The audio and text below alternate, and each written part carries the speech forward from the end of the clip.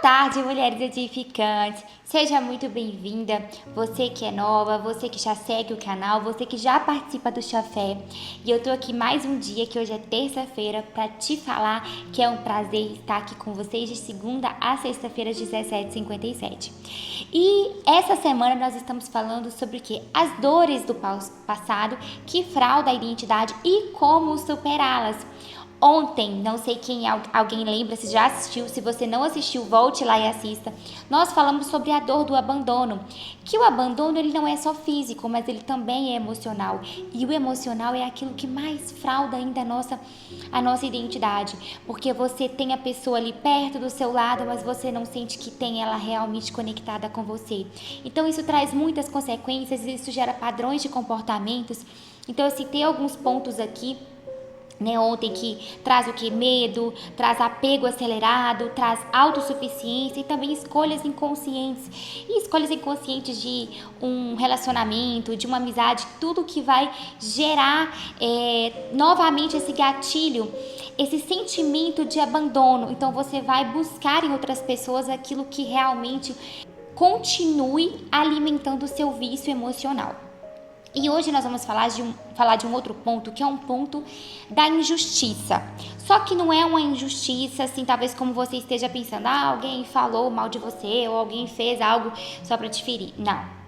É quando colocaram sobre você um peso que nunca foi seu. É quando um adulto toma determinada decisão na vida e coloca a culpa sobre a sua criança. Então, isso é muito sério, porque você não cresce com esse sentimento de vítima. Fui injustiçado. Você cresce com o sentimento de culpa. E é aí que é o ponto que ele é muito melindroso. Porque essa culpa da injustiça, ela te prende àquela pessoa. Você cria aquela dependência emocional. Então, é diferente de quando você se sente uma vítima. Eu fui injustiçado, isso e aquilo. Não. Aqui é quando você carrega a culpa assim, isso aconteceu por minha causa. Fizeram isso por minha causa, e você vai carregando uma culpa de uma decisão de outra pessoa. Então isso fere, isso muda também a nossa identidade.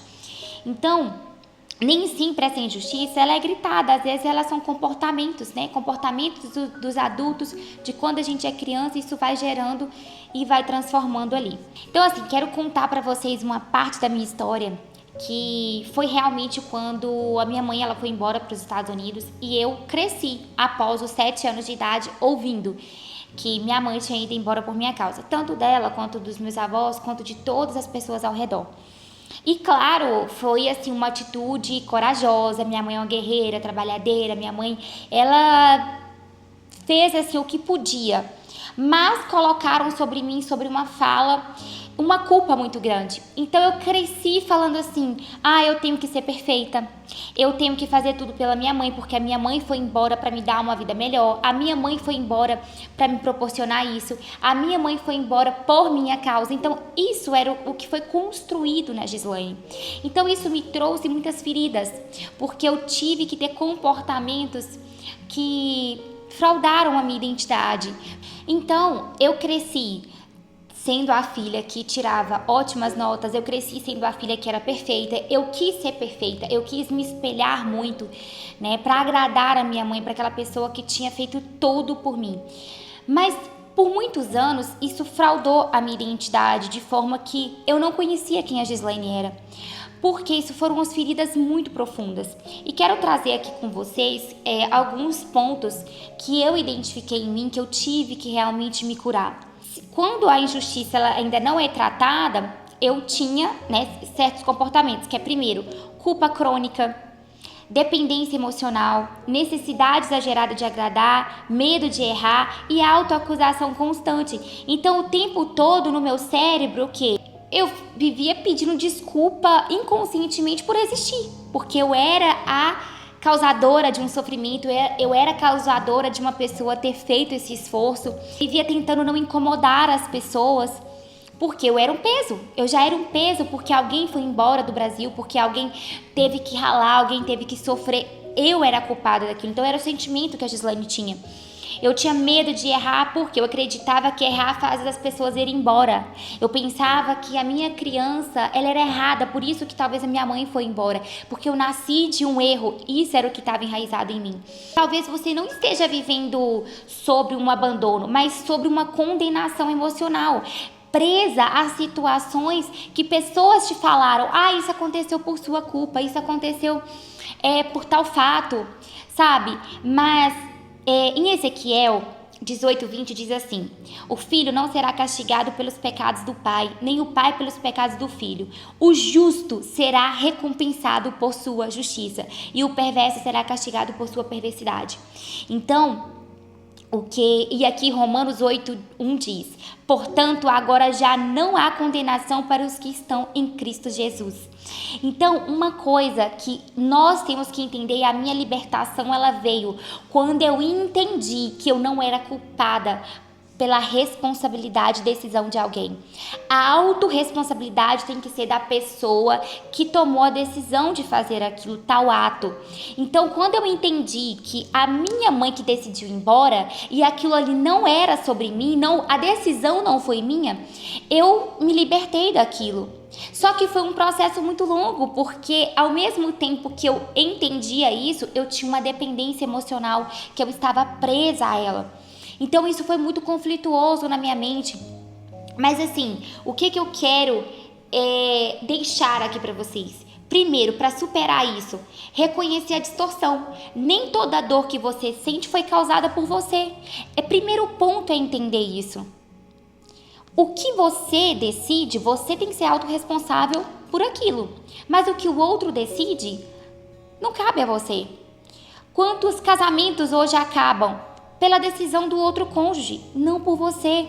E você não pode ser a culpada daquela decisão. Você pode ter parcela de culpa em determinados comportamentos ao longo da jornada, mas a decisão de ir embora é daquela pessoa, seja no relacionamento, seja o que aconteceu na minha vida, a decisão é da pessoa. Então, quando você entende isso, você se liberta. E outra, segundo, devolver a responsabilidade. A escolha foi adulta, não a criança. Então, quando eu entendi que a minha criança não tinha nem maturidade para tomar uma decisão dessa proporção, eu falei assim: não, isso foi me colocado um peso. E não é me vitimizar, mas eu era uma criança de 7 anos que eu não tinha como decidir algo. E ali, quando eu entendi que não era sobre mim, aquilo foi como um renovo dentro do meu coração. Eu comecei a entender que eu sou responsável pelas minhas decisões. Hoje eu sou adulta. As decisões que eu tomo, eu tenho que arcar com as consequências. Mas uma criança de 7 anos, ela está começando a entender o que é certo e o que é errado. 7 anos você entende de brincar, não é mesmo? Não sobre a decisão de você mudar para um outro país, de você ter uma separação. Não tem como. Você não tem maturidade para tomar certas decisões.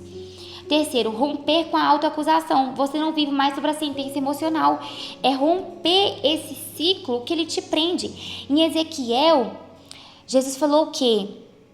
Falou que os filhos não sofrerão sobre o pecado dos pais, porque o quê? Se o filho for justo. A partir do momento que você for justa, você for justo, você seguir todos os caminhos que Deus nos deixou aqui, você ser uma pessoa fiel e justa, você não vai arcar pelaquela consequência, aquela decisão, a decisão de uma pessoa que foi adulta. Então, a sua criança, ela precisa de cuidado, a sua criança precisa de amor. E em Romanos, quando fala assim: portanto, agora já não há condenação para os que estão em Cristo Jesus. Jesus, ele morreu na cruz para nos salvar. Jesus, ele redimiu os nossos pecados. Então, se até mesmo para aquilo que a gente toma como decisão e a gente peca, a gente erra, Jesus, ele já lava os nossos pecados, muito mais ainda por aquilo que colocaram a culpa sobre nós, porque ali o Senhor sabe que é uma injustiça. E último ponto aqui, reconstruir a identidade de verdade.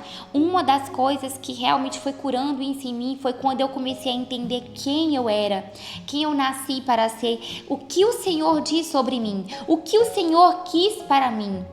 Então, eu sempre me perguntei muito assim: por que eu nunca consegui o visto americano? E eu já tenho 10 tentativas, né? E ali o Senhor, Ele ministrou no meu coração um dia: filha, não é sobre você.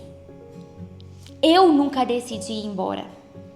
Eu, Gislaine, eu fiquei aqui onde o Senhor me gerou, na terra que o Senhor me gerou. E eu estou no mesmo lugar. Então, o Senhor não permitiu essa ida.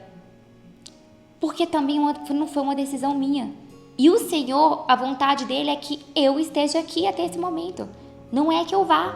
Então, muitas coisas poderiam ter acontecido se eu tivesse ido. E eu entendo isso perfeitamente. Então, eu espero em Deus o momento que Ele proporcionar essa bênção. Então, o que eu quero deixar para vocês? A injustiça, ela pode ser real, mas a culpa, ela foi absorvida. Porque Jesus, Ele absorve toda a culpa que tem na nossa vida. Não carregue uma culpa para o seu amanhã, não carregue uma culpa daquilo que não é seu, não foi uma decisão sua. Seja autorresponsável naquilo que você decidir, mas não carregue algo lá de trás, talvez uma separação dos seus pais, talvez um abandono dos seus pais. Não carregue essa culpa. Não é uma decisão que você tomou. Então, libere perdão e siga em frente para cada fase da sua vida. E deixo aqui para vocês, você pode ter carregado a culpa, mas isso não significou que ela era sua. Então lembre-se disso e se apegue em que morreu na cruz para nos salvar, para nos libertar. Você é liberta, você é livre de toda a culpa e todo o pecado. Tá bom? Confie em Deus e siga firme. Eu te espero amanhã pra gente continuar essa semana poderosa, tá bom? Grande beijo!